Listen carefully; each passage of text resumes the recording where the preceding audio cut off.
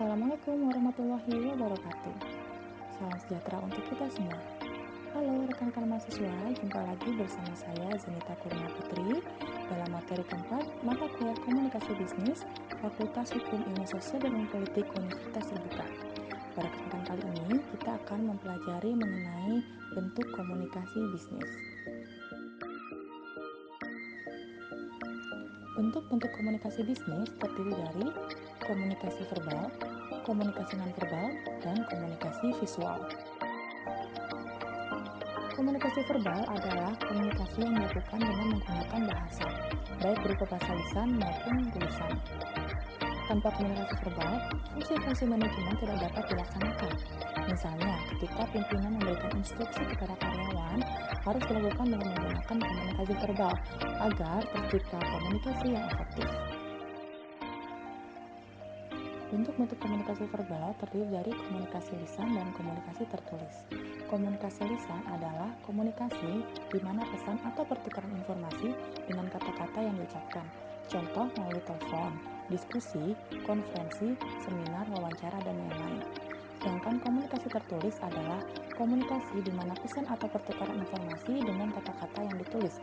Contohnya laporan tertulis, surat pemberitahuan, surat peringatan, surat keputusan, surat undangan, surat penawaran, dan sebagainya. Dalam komunikasi verbal ada beberapa kekurangan, yaitu adanya keterbatasan kata atau kosakata, adanya kata-kata yang bersifat ambigu, ada kata-kata yang bias, dan adanya pencampuran fakta. Komunikasi nonverbal. Komunikasi nonverbal merupakan tindakan dan atribusi atau lebih dari penggunaan kata-kata yang dilakukan seseorang kepada orang lain untuk pertukaran makna yang selalu dikirimkan dan diterima secara sadar dan untuk mencapai umpan balik atau tujuan tertentu. Klasifikasi pesan nonverbal.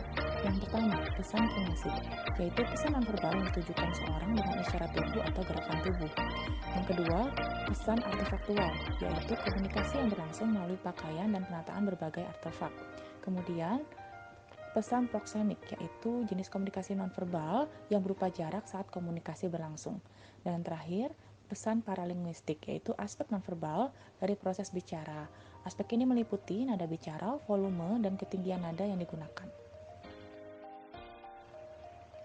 Komunikasi visual merupakan proses dalam komunikasi yang melalui eksplorasi ide-ide dengan penambahan gambar, baik berupa foto, diagram, dan lain-lainnya. Fungsi komunikasi visual yang pertama sebagai sarana identifikasi, yang kedua sarana informasi dan instruksi, yang ketiga sarana presentasi dan promosi. Bentuk komunikasi bisnis juga terdiri dari oral communication, written communication, gestural communication, dan signal communication. Oral communication atau komunikasi lisan seringkali kita gunakan baik dengan rekan bisnis kita maupun dengan publik internal seperti misalnya dengan para karyawan atau sebaliknya. Kita menerima pesan-pesan mereka. Oral communication akan membimbing kita untuk menggunakan cara bertutur dengan baik dan menjadi pendengar yang baik. Written communication atau komunikasi tulisan membutuhkan kemampuan menulis dengan baik, bahasa yang santun, pola pikir yang jelas, di samping kemampuan untuk membaca dengan efisien.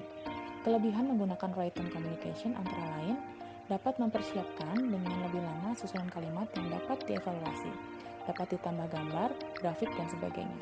Kelemahannya adalah tidak terlihatnya feedback dan dapat berlangsung komunikasi memerlukan kesediaan komunikasi untuk membaca. Gestural communication adalah komunikasi dengan bahasa tubuh. Secara budaya, kita telah mengembangkan suatu bentuk komunikasi tanpa bicara.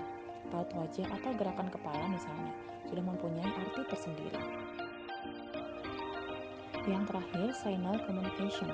Signal communication adalah komunikasi yang menggunakan sign atau sinyal. Sekarang, kita akan masuk ke jenis-jenis komunikasi bisnis. Komunikasi bisnis menurut penyampaiannya terdiri dari komunikasi lisan dan komunikasi tertulis.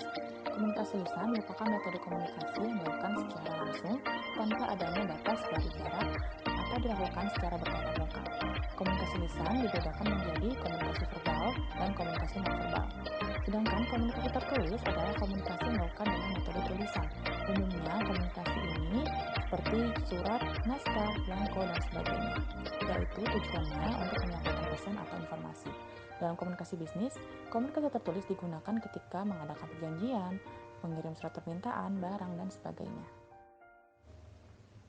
Komunikasi bisnis menurut konteksnya terdiri dari komunikasi formal, informal, dan non-informal. Komunikasi formal merupakan komunikasi yang tertata benar sesuai dengan kaidah atau kebijakan atau IAYD. Pada komunikasi bisnis, komunikasi formal terjadi ketika berada di situasi seperti rapat, konferensi, seminar, dan lain-lain. Komunikasi informal merupakan komunikasi yang sifatnya belum tentu pasti sumber komunikasinya dan dapat memberikan sumbangsi beberapa informasi tambahan. Peranannya adalah memuaskan kebutuhan karyawan atau pimpinan, menyegarkan suasana, dan juga memberikan sugesti terhadap perilaku individu. Sedangkan komunikasi nonformal adalah komunikasi informal yang digunakan saat waktu renggang atau santai. Komunikasi jenis ini digunakan untuk individu yang kedudukan jabatannya sama, seperti karyawan dengan karyawan. Komunikasi bisnis menurut ruang lingkupnya terdiri dari komunikasi internal dan eksternal. Komunikasi internal merupakan komunikasi yang terjadi di dalam suatu lingkungan perusahaan atau organisasi bisnis. Diberikan menjadi tiga macam, yaitu komunikasi horizontal, komunikasi vertikal, dan komunikasi diagonal. Sedangkan komunikasi eksternal merupakan komunikasi yang terdiri di antara anggota perusahaan dengan individu di luar perusahaan. Contoh-contohnya adalah eksposisi, pameran, promosi, publikasi, konferensi pers, siaran radio, televisi, bakti sosial, dan lain-lain. Komunikasi bisnis menurut aliran informasi terdiri dari komunikasi satu arah, komunikasi dua arah, komunikasi ke atas, komunikasi ke bawah, dan komunikasi ke samping. Demikianlah materi untuk sesi kali ini. Thanks for watching. See you on next video. Assalamualaikum warahmatullahi wabarakatuh.